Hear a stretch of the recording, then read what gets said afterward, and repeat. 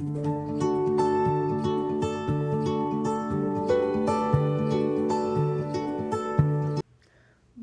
j'espère que vous allez bien. Aujourd'hui, je vous retrouve pour une vidéo où je vais coudre mes chutes. Enfin, je vais faire des projets dans mes chutes pour les utiliser.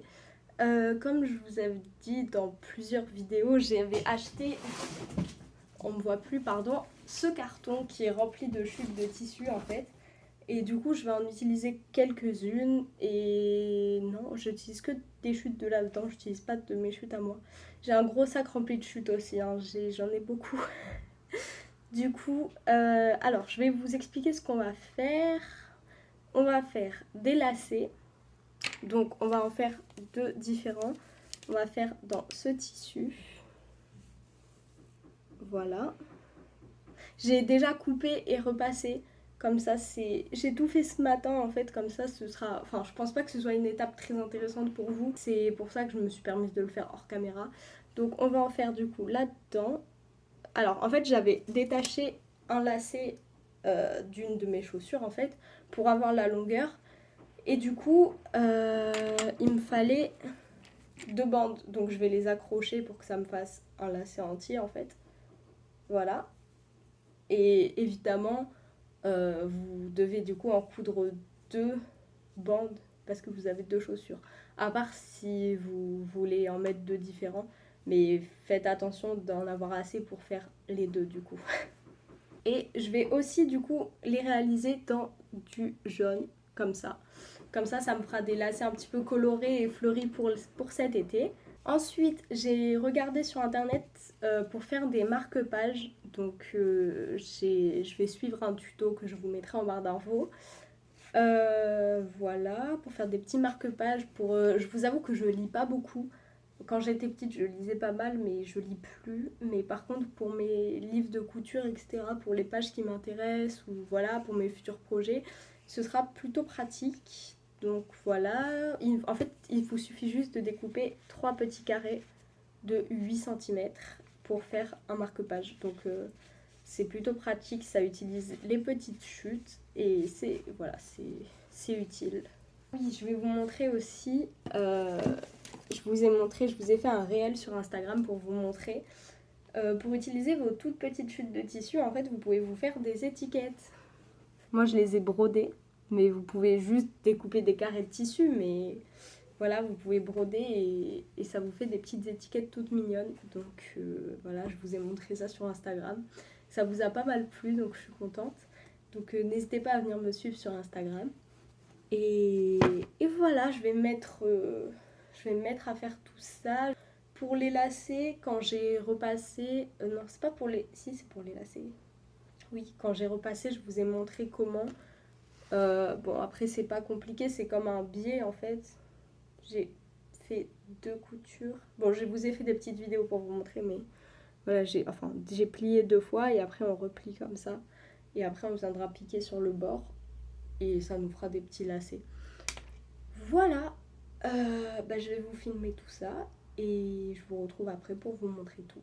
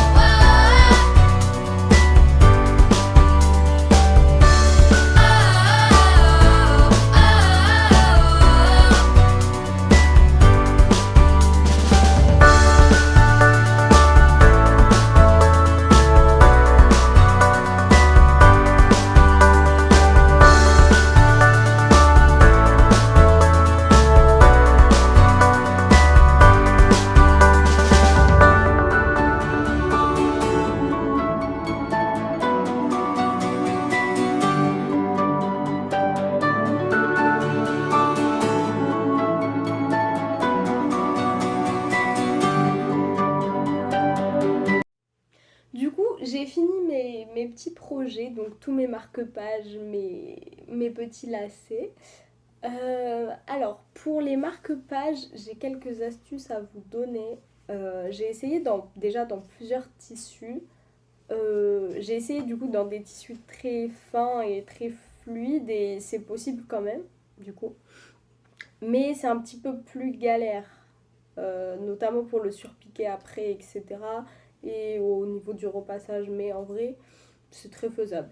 J'ai deux petites astuces à vous donner aussi qu'elle ne vous dit pas dans le tuto. Alors, déjà, je vous conseille de repasser avant de surpiquer et avant de surpiquer. Histoire que ce soit plat et que ça fasse pas des genres de bosses parce qu'il y en a un où j'ai pas repassé et il est moins plat que les autres en fait. Voilà.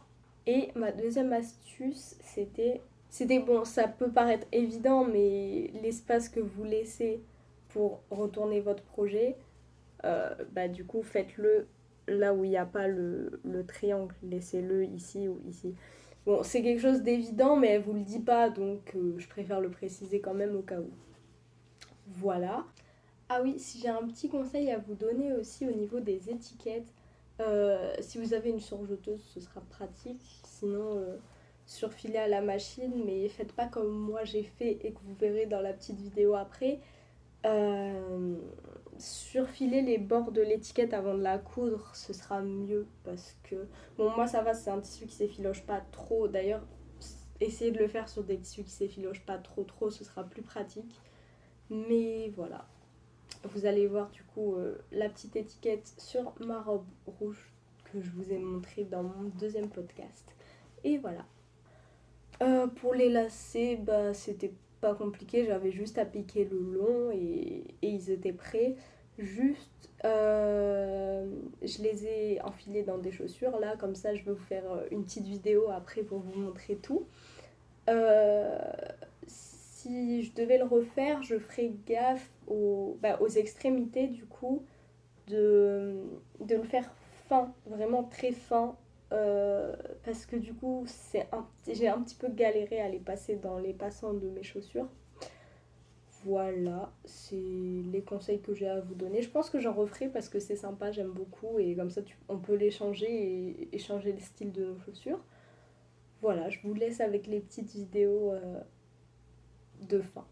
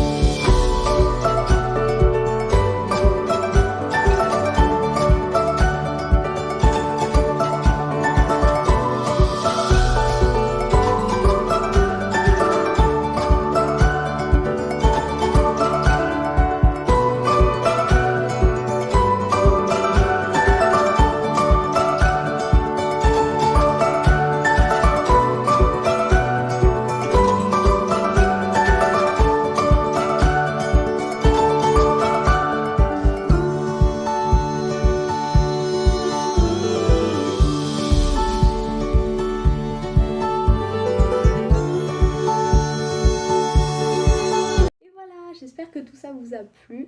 Dites-moi si ça vous intéresse que je vous fasse d'autres vidéos où j'utilise mes chutes comme ça, parce que j'ai plein de petites idées de projets que je vais faire avec mes chutes. Surtout que j'en ai plein, donc je comptais faire une série de ces vidéos et d'en faire vraiment plusieurs et de vous montrer plusieurs projets. Donc n'hésitez pas à me dire si ça vous plaît. Et je vous retrouve bientôt pour une prochaine vidéo. Bisous!